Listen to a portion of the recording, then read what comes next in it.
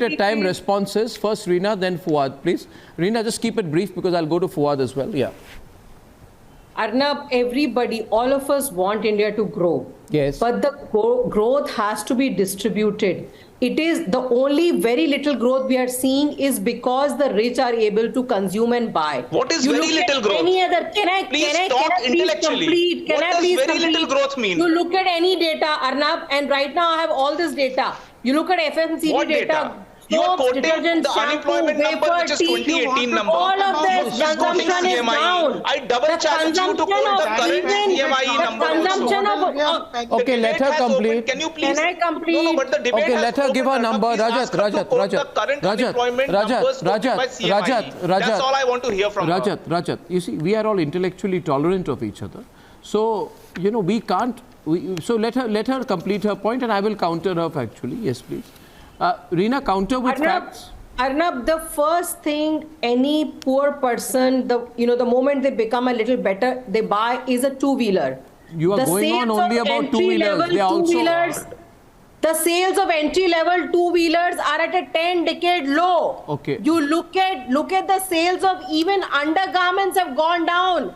People don't have money to buy oil, milk, undergarments. और हम कह रहे हैं अच्छे दिन आ गए. किसके अच्छे दिन आ गए भैया? किसके अच्छे दिन आ गए? No, I want to. I am very tempted to counter her. I'm very tempted to counter her.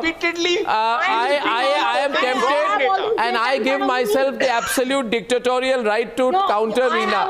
Reena, these are the moments when the Democrat in me, I have been democratic so far. Reena, I'm sitting on a gold mine of a question. Reena, I can't. Reena, I have to come into the debate, please. I can't hold myself back anymore. No, I can't. I have to come into the debate. Reena, you and I have to debate. Reena, you see, I'll tell you one thing. Listen to me, Reena. Please, with all of respect, you know that, Reena, you go on other channels, the anchors can't counter you. Because they are not prepared. But you have come on my show, and however much you may like or dislike me, I am very well prepared always. You have said the economy is a disaster because entry-level two-wheelers sales are going down. Please ask yourself, what is happening with the automobile segment? And anybody will tell you that today mid to luxury level cars, including entry level cars, sales are out of control. They're doing extremely well. So people are buying a lot of cars. You are saying, why are people not buying scooters? It may be a habit. Maybe people are upgrading from scooters to cars. Second point, you have given numbers of automobiles, but I want to tell you something about food. I'm not an economist, but viewers, 101 economics, how is inflation measured?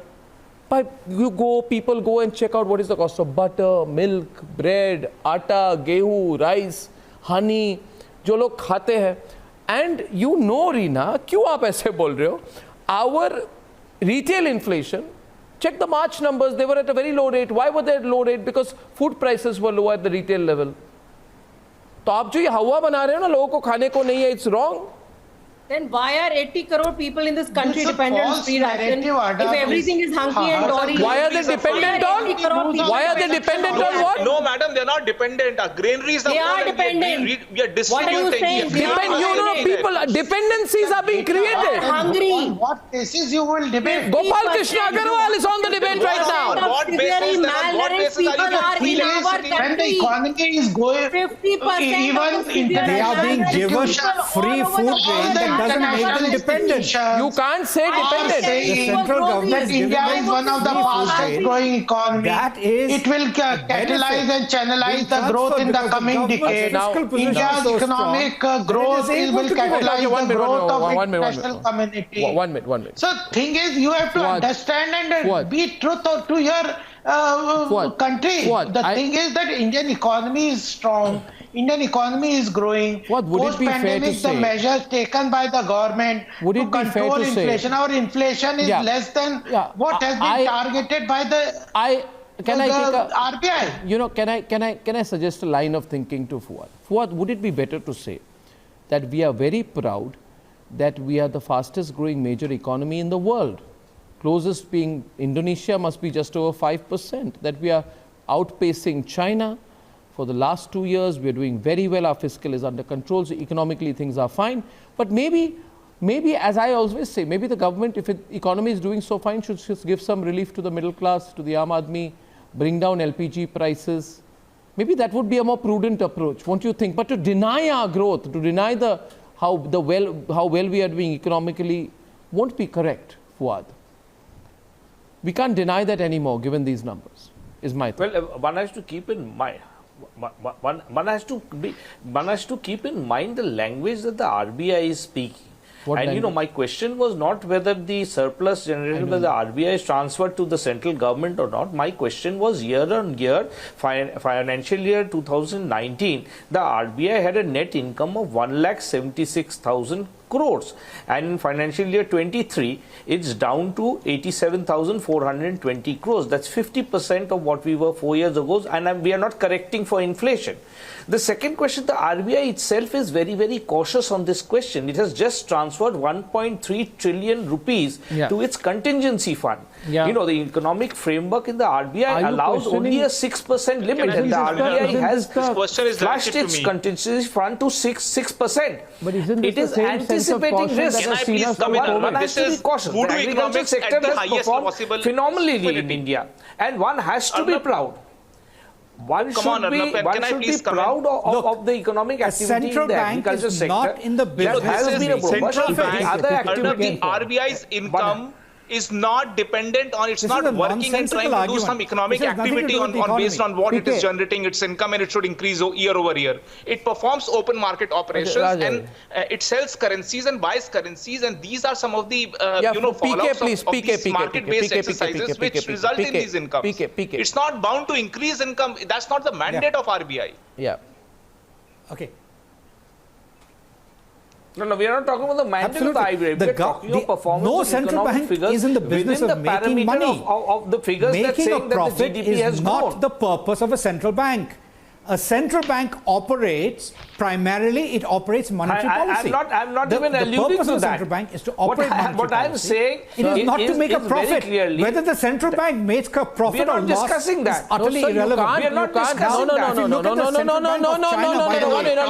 We're making a mistake. Fuad Halim, it's like saying, Fuad Halim, why is the Bank of England, after being nationalized, not delivering better margins? You can't say that. It's the Bank of England. It got nationalized in the 40s. That's exactly.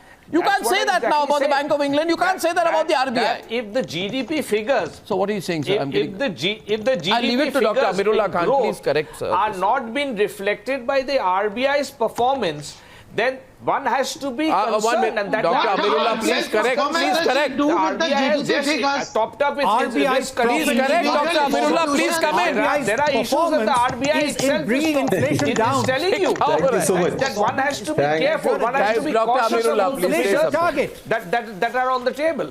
Okay. You look at the other central banks. Dr. Amirullah's turn, PK, the Federal Reserve has failed to achieve its inflation target. Thanks so much. Thanks. Look at the, Federal Reserve, it has failed to meet its inflation target.